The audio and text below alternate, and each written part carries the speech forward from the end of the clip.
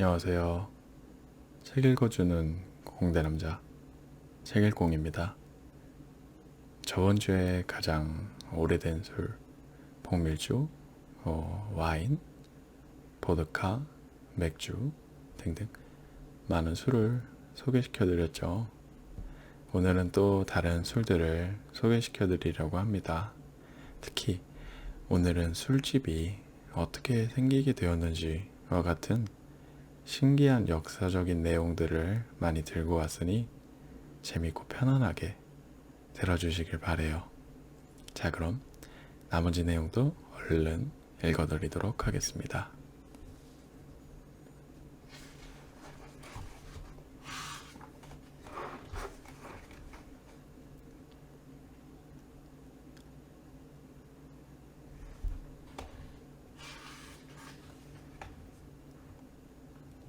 아스테카 문명의 위대한 유산, 데킬라. 증류기가 탄생시킨 데킬라. 풀케 제조법을 전승하고 스페인 사람이 들여온 증류기로 증류한 도수 45도의 술이 데킬라이다.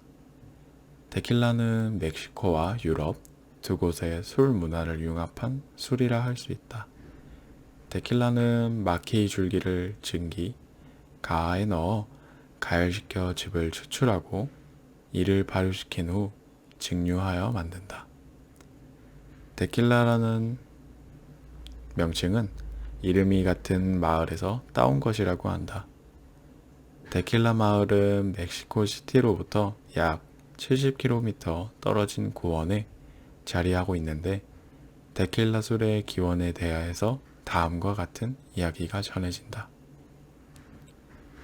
18세기 중반경에 멕시코 서북부 하리스코주 데킬라 마을 인근에서 대규모 산불이나 많은 용설란이 검게 탔다고 한다. 주변 마을의 사람들이 산에 올라가 보자 일대의 말로 형연할 수 없는 향기로운 냄새가 풍겨 검게 탄 용설란 마게이를 으깨 보았다고 한다.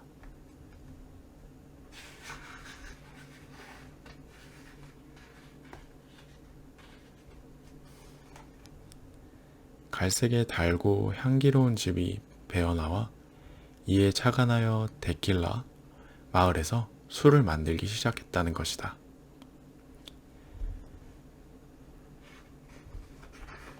이것이 데킬라의 유래라고 하네요. 럼, 이 부분이 되게 재밌더라고요. 해적들이 나와서 설탕혁명과 싸구려 럼, 당밀로 만든 싸구려 술 럼. 스티븐슨의 소설 보물섬의 도입부에는 해적이 부르는 노래가 등장하는데 가사에 럼주가 등장한다. 당밀, 설탕을 만들고 남은 찌꺼기로 만드는 럼준을 말하자면 신대륙에서 사탕수수의 폐기물을 이용하여 생산한 싸구려 술이었다. 럼주는 대서양을 오고 가는 뱃사람들의 술이자 카리브해를 누비며 은을 가득 실은 스페인 함선을 노리던 해적들의 술이기도 했다. 세계의 설탕 항아리가 된 카리브해의 섬들이 누린 옛 번영을 상징하는 술인 것이다. 럼은 영국 태번셔 지방의 방언으로 흥분을 뜻하는 럼블리온이란 단어의 첫 글자를 따서 부르게 된 이름이다. 지금은 사어가 되었지만 술 이름에 얽힌 사연은 충분히 미루어 짐작할 수 있다. 룸바라는 음악 장르도 같은 어원이라고 한다. 문헌에 럼이 처음 등장한 때는 1661년이다. 당미를 몰라세스라고 부르는 관계로 럼을 몰라세스 스피릿이라고 부르기도 한다. 럼주는 당분의 농도가 50에서 55%에 달하는 당미를 12%에서 20%로 희석하여 만든 원료에 효모를 넣어 양조한 것으로 누구나 간단히 만들 수 있었기 때문에 저렴했다. 발효 후에는 2번에 걸쳐 증류하고 술통에 담아 숙성시켰다. 럼주의 도살인 노예 모역과 해적의 이미지. 처음에 어떻게 럼주를 만들게 되었는지는 확실하지 않다. 1651년에 작성된 한 문서에는 카리브해의 소엔틸리스 제도 동쪽 끝에 있는 바베이도스에 영국인이 증류기를 가지고 들어와서 만들었다고 적혀 있다. 16세기 초반에 푸에르토리코를 탐험한 스페인의 폰세 데 레온의 일행이 만들었다는 설도 있다. 어찌되었든 확실한 것은 18세기 유럽의 서인도 제도산 설탕이 대량으로 공급되며 설탕혁명이 일어나자 설탕을 정지한 뒤에 남은 당미를 이용하여 영국령 자메이카 섬을 중심으로 럼주를 만든 것이다. 자메이카의 존재 자체가 럼주와 함께 유럽에 알려지게 되었다.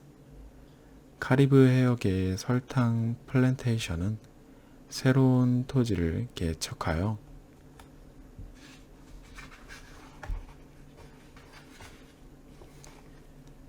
사탕수수 밭을 만들고 많은 노예와 식료품, 일용품, 정제공장 시설 등을 한데 모은 뒤 유럽 시장에 내다 팔 상품인 설탕을 대량 생산하는 시스템이었다.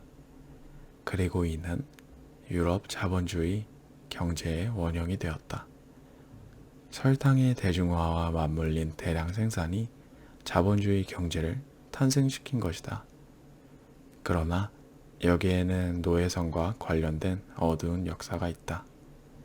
아프리카 서안에서 출발한 노예선이 설탕 농장에서 일할 흑인 노예를 싣고 서인도 제도로 운반했다.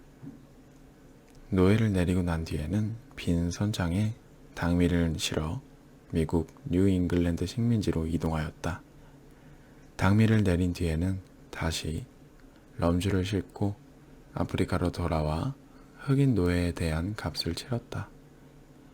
이른바 삼각무역이다. 노예선은 삼각무역의 주역이었고 럼주는 노예무역과 관련되었기에 더욱 어두운 이미지를 갖게 되었다.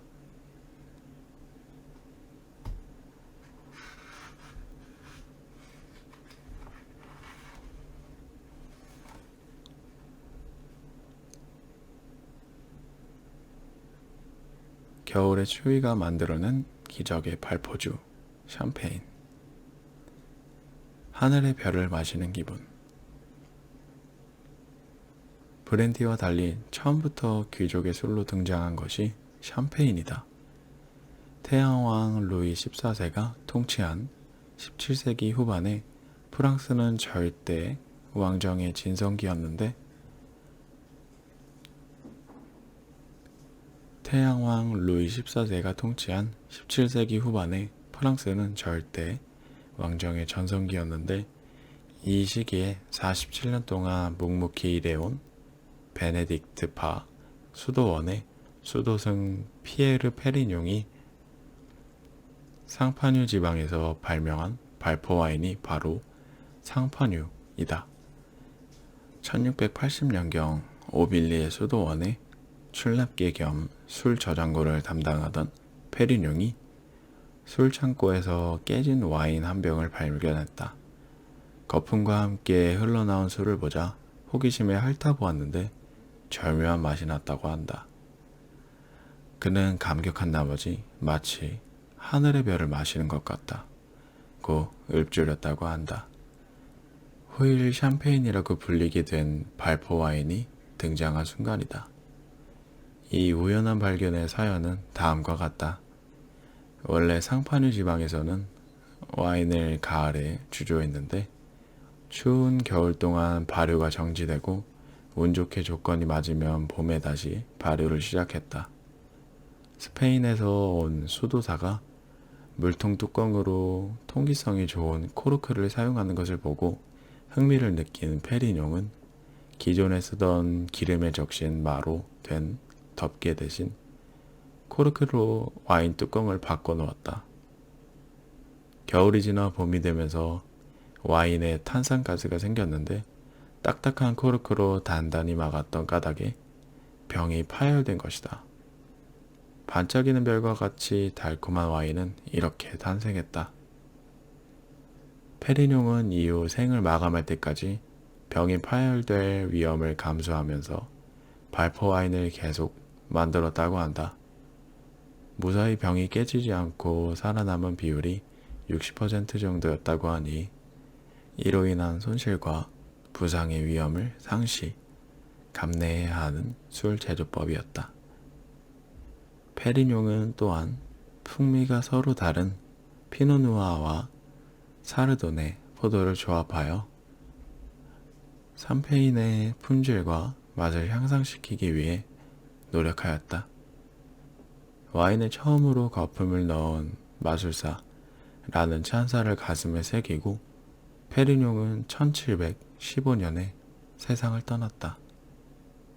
샴페인은 1차 발효를 끝낸 와인에 당분과 효모를 첨가하여 병에 포장하고 다시 알코올 발효를 시켜 탄산가스를 병 안에 머금은 상태로 숙성시킨다. 출하 시에는 앙금과 효모를 신속하게 제거해야 하므로 제조가 어렵다. 숙성 중인 병을 서서히 기울여 앙금을 입구 부분에 모으고 병을 거꾸로 세워 입구 부분만 동결시켜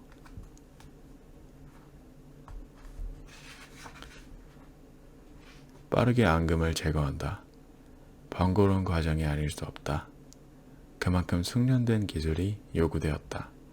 샴페인에 대한 평가는 높아져 갔다. 샴페인의 마케팅 전략. 샴페인 업자는 이 달고 진기한 와인을 사회적 지위를 드러내는 술로 솜씨 좋게 마케팅했다. 프랑스 혁명 전야부터 빈 회의로 이어가는 동란의 시대, 샴페인은 궁정 내부에서부터 맛 좋은 고가의 와인이라는 평가를 확립해 나갔다. 부르고뉴 지방의 이름난 와인 생산지 본 로마네 지역에 포도밭을 둘러싸고 프랑스 왕실에서 한바탕 분란이 일어났다. 왕의 먼 친척인 콩티 왕자가 로이 15세의 애첩 퐁파두르 부인을 제치고 포도밭을 손에 넣은 것이다. 이 사실을 안 퐁파두르는 여성이 마시고 아름다움을 잃지 않는 와인은 샴페인뿐이다 라고 하며 분한 마음을 달랠 수밖에 없었다. 콩티 왕자의 이름을 딴 와인 로마네 콩티는 현재도 한 해에 3,000여 병만 생산되는 고급 와인의 대명사로 이야기하는 사람은 많지만 마신 사람은 별로 없다 라고 일컬어지는 세계에서 가장 비싼 와인이 되었다. 루이 16세의 왕비 마리 앙투아네트도 파이퍼 하이 직사가 헌상한 샴페인을 즐겨 마셨다고 한다.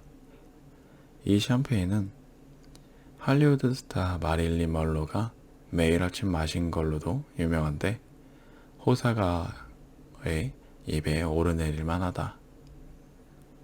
프랑스 혁명이 발발한 후에는 혁명가와 신은 부르주아지들이 높은 사회적 지위를 드러내는 술로 각인된 샴페인을 엄청나게 소비했다고 한다. 역시 모든 상품은 이미지가 가장 중요하다. 프랑스에는 여성에게 샴페인이라는 말이 있다.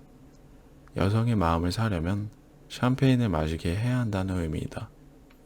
이로써 샴페인은 우아한 이미지까지 부여받았다. 나폴레옹이 유럽 패권자의 자리에서 쫓겨나고 혁명이 남긴 혼란을 수습하기 위해 열린 빈 회의에서도 샴페인의 활약성을 볼 수 있다. 당시 샴페인이 프랑스를 위기에서 구한 거나 다름없다는 말이 회자될 정도였다. 빈 회의에 프랑스 대표로 참석한 외무상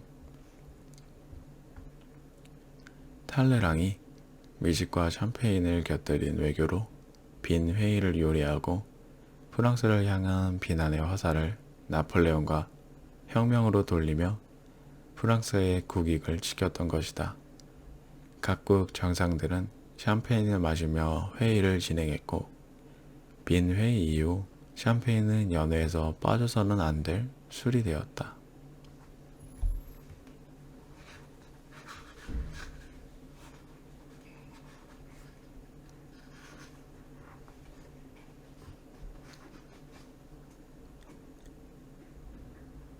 네덜란드가 낳고 영국이 기른 술, 진. 네덜란드의 해외 진출을 뒷받침한 술. 산업혁명이 떠들썩하게 사회를 풍비한 시기에 영국에서 크게 유행한 대중적인 술이 바로 진이다. 도시가 폭발하던 시대 갑자기 팽창한 도시에서의 생활은 비위생적이고 비참했다. 허기진 노동자는 식사 대신에 진으로 공복을 달래야만 했다. 진은 원래 네덜란드인이 해외 판매를 위해 고안한 술이었다. 1649년 네덜란드 레이던 대학의 의학자 프란시스쿠스 실비우스가 인후작용을 하는 주니퍼 베리를 쉽게 섭취할 수 있도록 알코올에 담가 증류한 것이다. 이 술은 이뇨, 소화, 해열에 효과가 좋았고 사탕수수 재배 때문에 카리브 해역으로 이주하는 네덜란드인들을 위한 약용주로 판매되었다.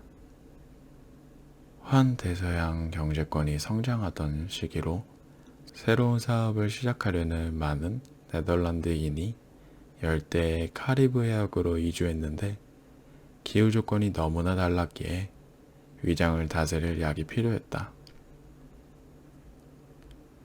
실비우스는 자신이 고안한 술에 주니에브르라는 이름을 붙여 레이던 약국에 전매권을 주었다.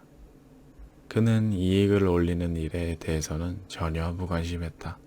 그러나 이 약용주는 호평을 받아 날개 돋친 듯이 팔렸고 이 술을 팔았던 많은 약국은 말 그대로 대박이 났다.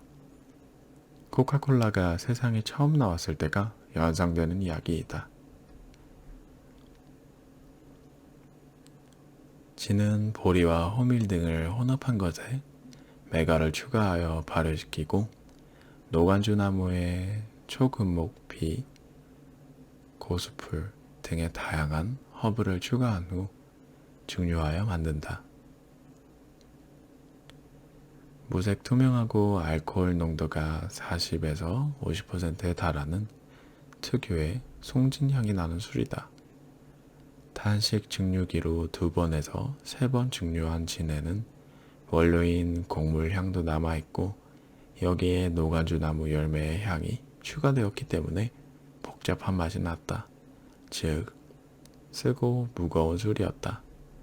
의외로 송진향을 사람들이 쉽게 받아들여 음용이 확대되었고 곧 네덜란드를 대표하는 술이 되었다.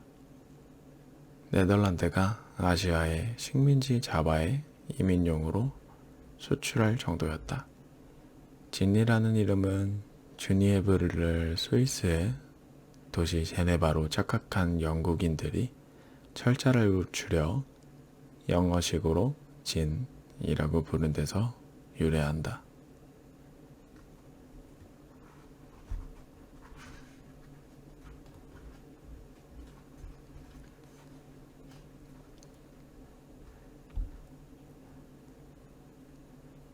밤거리를 물들이는 바, 여인 속에서 시작된 술집.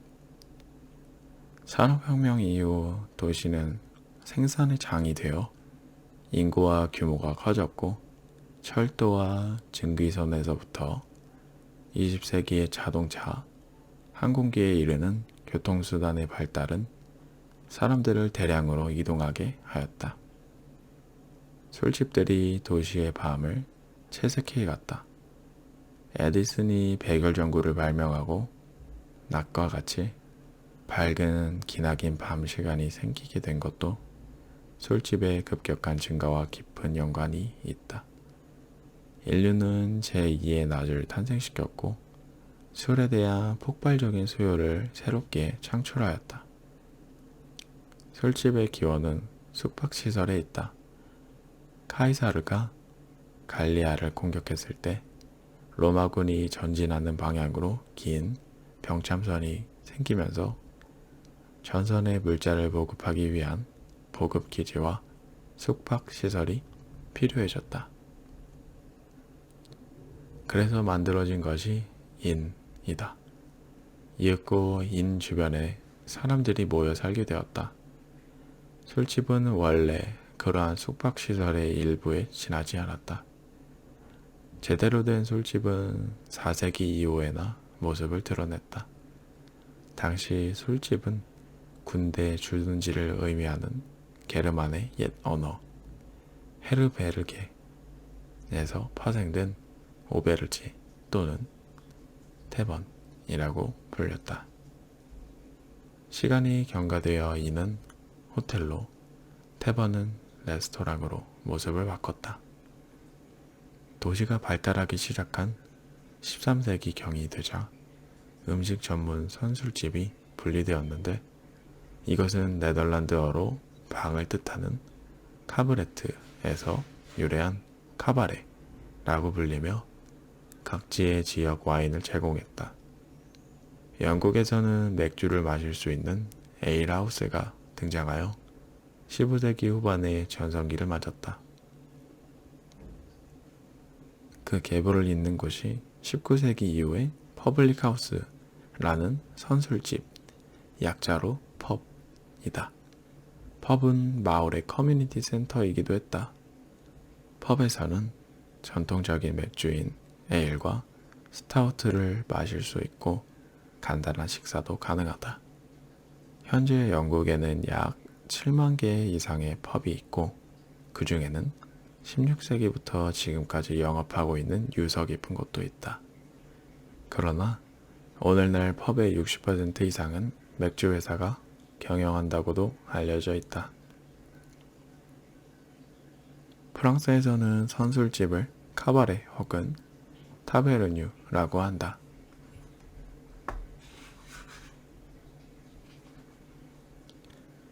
17세기에 오스만 제국으로부터 새로운 음료, 커피가 들어오자 순식간에 유럽으로 퍼져 카바레에서도 커피를 제공하게 되었다. 시간이 지남에 따라 두 분야는 나뉘어 카바레는 주류를 중심으로 취급하는 가게, 카페는 커피를 중심으로 취급하는 가게로 분리되었다.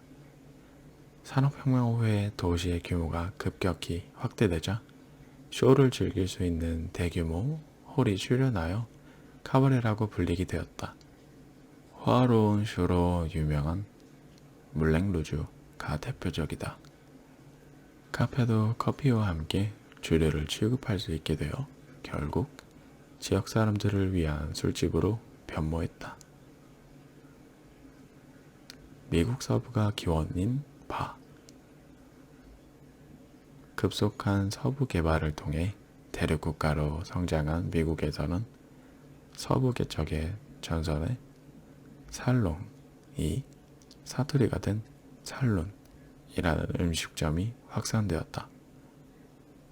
살롱은 이탈리아어 살로네에서 유래했는데 원래 프랑스의 건축 용어로 개인 셔틀 안에 있는 손님, 접대용 방을 의미했다. 당시 서부의 음식점에서는 나무 술통에 넣은 위스키를 글라스에 담아 판매하고 있었다. 그러나 취객이 주인의 눈을 속여 마음대로 술통에서 술을 꺼내 마시는 경우가 종종 일어났기 때문에 업자는 튼튼한 가로 봉을 설치해야 하여 건너편에 있는 손님이 술통에 접근하지 못하도록 했다. 경계가 된 봉은 이윽고 가로판으로 바뀌어 대면식 술집으로 변했다. 이것이 바이다. 현재 바의 카운터 아래에 바를 올려놓는 봉이 예전 바의 번영이라는 설도 있다. 1830년대가 되자 바의 텐더가 한 단어가 되어 바텐더라는 말이 생겼다. 술통을 지켜보는 경호원이 필요했기 때문인데 19세기 후반이 되면 바텐더를 술집을 관리하는 사람으로 인식하였다. 이름도 바맨, 바키퍼 등으로 바뀌었다.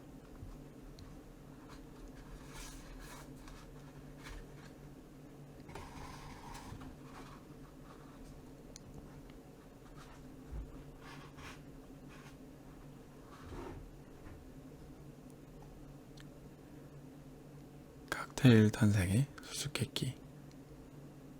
칵테일의 기원에는 여러 설이 있는데 어떤 이야기가 진짜인지는 모른다.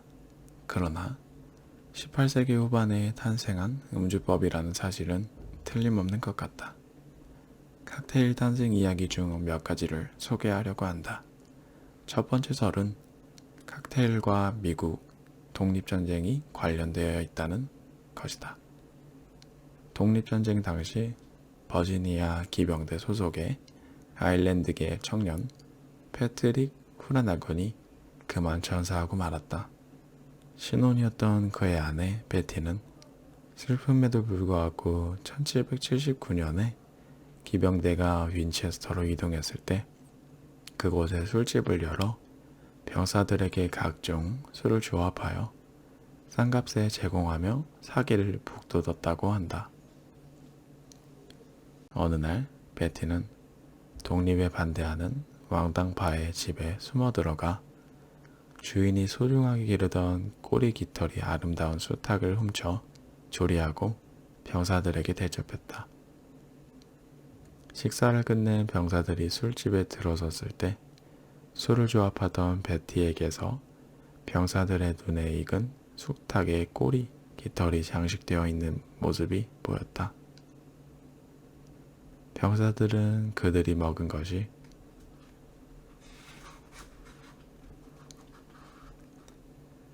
왕당파 지주의 수탉이었다는 사실을 깨닫고 왕당파 지주가 자랑하던 닭고기를 술안주로 삼으며 술을 마셨다는 사실에 가슴이 후련해졌다. 이렇게 해서 칵테일은 독립전쟁에서 싸운 병사들을 고무시키는 술이 되었다고 한다. 미국의 탄생과 연관지은 이 칵테일 기원설은 어쩌면 지나치게 각색된 것일지도 모르겠다. 다른 한 설은 18세기 후반의 하이티 섬 동부의 산도밍고에서 주민의 반란이 일어났을 때 미시시피강 하구의 항구 도시 뉴올리언스로 이주해온 술집에서 계란 노른자를 넣은 술을 판매했는데 이것이 좋은 평판을 얻어 칵테일이 되었다는 것이다. 뉴올리언스는 새로운 올레안시라는 의미로 프랑스령 미국의 초대 총독이 된 올레안공의 이름에서 따온 것이다. 뉴올리언스는 프랑스인이 대부분인 도시로 주민들은 이 새로운 계란소를 프랑스어로 계란 담는 그릇을 뜻하는 코크티에라고 부르며 애용했다. 이 말이 변하여 칵테일이 되었다고 한다. 아즈텍 제국의 기원을 둔 설도 있다. 1519년경 멕시코 고인 아즈텍 왕국의 왕에게 원주민 토르테카인이 신기한 혼성 음료를 만들어 미녀 코키토르를 통해 헌상했는데 평가가 매우 좋았다. 이후 그 아가씨의 이름을 따서 음료의 이름을 코키토르라고 부르게 되었다는 설이다. 그럴듯하게 만든 이야기와는 별개로 칵테일의 기원에 관한 가장 유력한 설은 믹스 드링크를 만들 때 사용한 나뭇가지가 수탉의 꼬리를 닮았기 때문이라는 단순한 이야기이다. 하지만 이래서는 너무 재미가 없다. 실제로 칵테일의 기원으로는 17세기 인도 왕실에서 즐겨 마시던 것이 18세기의 유럽, 사교계로 건너가 세력을 넓힌 펀치가 유력하게 꼽힌다. 펀치의 어원은 힌디어인 폰추로 5가지를 의미한다. 말 그대로 물, 설탕, 술, 라임 과즙, 향신료 등 5종류의 재료를 조합하여 만든 음료수였다. 후에는 여기에 각종 과일을 추가하는 한편 알코올을 뺀 프루트 펀치라는 디저트도 나왔는데 프루트 펀치도 처음에는 알코올 음료였다. 펀치는 술에 설탕, 과즙, 향신료 등을 조합하여 알코올 음료를 맛있게 만드는 것이 특색이다. 말하자면 술의 요리 방법을 접목한 것이다. 이러한 음주법은 술 문화의 세계화와 방향성이 같고 이민의 나라 미국에서 칵테일이 발달한 것과 관련을 찾을 수 있다.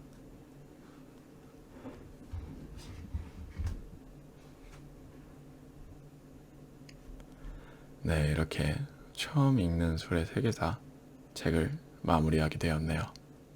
어떠나요? 가볍게 그렇구나 혹은 정말 진지하게 이 시대가 언제였더라, 이게 이렇게 연결되구나 하며 연구하시면서 들으셨을까요? 여러분이 힐링 에세이 책 말고도 이런 이색적인 책을 좋아하신다면 또 다른 책으로도 돌아오도록 하겠습니다. 이 책에서 소개시켜드리고 싶은 부분이 진짜 정말 많은데 담지 못해서 많이 아쉬웠습니다. 각각 정말 다양한 술에 대해 챕터가 나눠져 있는데 이것들이 서로 끊기지 않고 서로 연결되어 있거든요. 그게 이 책을 독서하는 데 또 다른 재미였던 것 같습니다. 저는 다음 시간에도 여러분의 밤을 책임질 책을 들고 오도록 하겠습니다. 그럼 다들 안 오는 밤 되시길 바랍니다. 잘 자요.